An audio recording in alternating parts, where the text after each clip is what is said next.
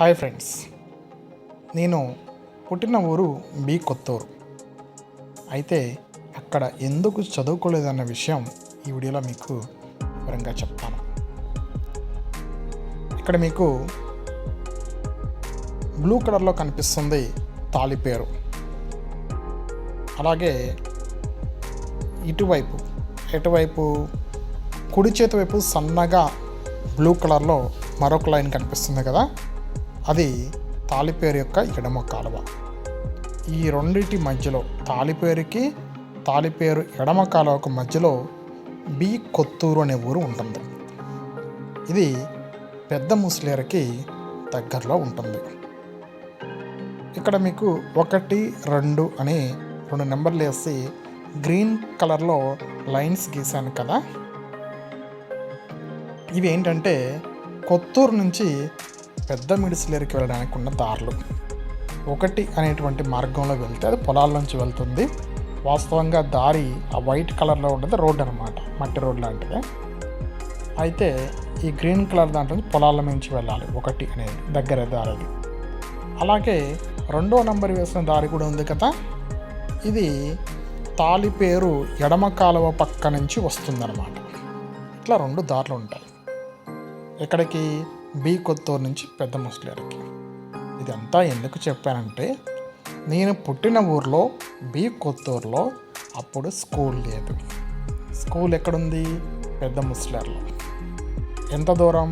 సుమారుగా 1 నుంచి 2 కిలోమీటర్ల మధ్యలో ఉంటుంది.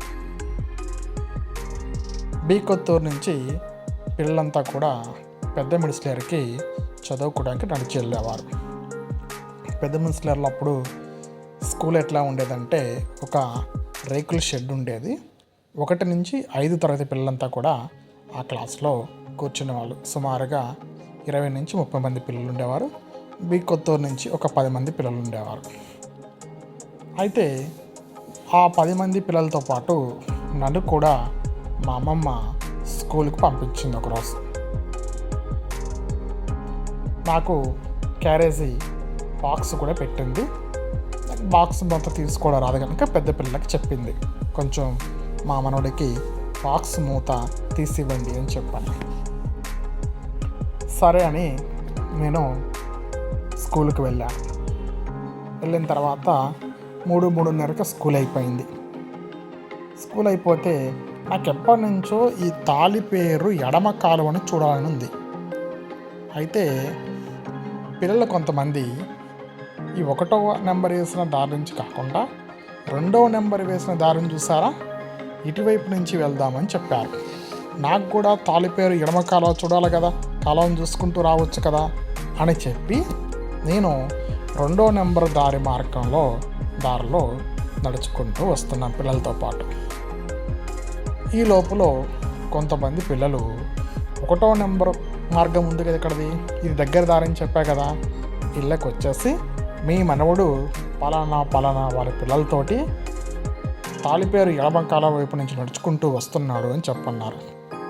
ఇంకేముంది, మా అమ్మమ్మకి విపరీతమైన భయం వేసింది. ఎందుకంటే ఎవరన్నా పిల్లలు ఆడుకుంటూ లేదంటే గొడవ పెట్టుకునో కబుక్కున తన మనవణ్ణి ఎక్కడికి కాలువలోకి తోసేస్తారని భయపడుతూ నడుచుకుంటూ కాదు పరిగెత్తుకుంటూ వచ్చింది. నేను సగం దూరంలో వచ్చేసరికి ఆమె వచ్చింది. ఆమెంటే వరకు మా అమ్మమ్మ గారు వచ్చి నన్ను తిట్టి, కొట్టలేదు కానీ కొట్టినంత పని చేసి, అలా రాకూడదు నాన్న అది ఇది అని చెప్పని పట్టుకుని ఏడుస్తూ, చిన్నపిల్లలు ఉన్నాయి కదా కాసేపు ఎత్తుకొని అట్లా ఇంటికి తీసుకొచ్చింది. తర్వాత ఈ విషయాన్ని మా తాతయ్యతో చెప్పింది. ఏమని? వీడు ఇట్లా కాలం మట్టి నడుచుకుంటూ వస్తున్నాడు, వీడు మన దగ్గర ఉంచుకున్నట్లయితే రోజు ఇట్లాగే తీసుకుని వస్తుంటాడు, ప్రమాదము, వీడిని మన దగ్గర ఉంచుకోవద్దు అని చెప్పని ఇద్దరు కలిసి నిర్ణయించుకున్నారు. ఇక మా అమ్మ నాన్న వాళ్ళేమో దుమ్మగూడెంలో ఉంటారు. దుమ్మగూడెం పంపించేద్దామని నిర్ణయించుకున్నారు వాళ్ళు. నేను దుమ్మగూడెం ఎట్టి పరిస్థితుల్లో పోను, చదువుకోను, అవసరమైతే కూలి పని అయినా చేసుకుంటాను, ఈ ఊరి నుంచి పోనని ఏడుస్తుంటే ఎప్పుడూ కొట్టనటువంటి మా తాతయ్య కూడా నన్ను కొట్టి తిట్టి మా అమ్మ వాళ్ళతోటి దుమ్మగూడెం పంపించేశారు. అట్లా నేను బి కొత్తూరు నుంచి దుమ్మగూడానికి వచ్చాను. అలా బి కొత్తూరులో నాడు స్కూల్ లేదు కనుక ఆ ఊర్లో చదువుకోలేదు. ఇది బి కొత్తూరులో నేను ఎందుకు చదువుకోలేదనే దానికి సంబంధించినటువంటి వీడియో.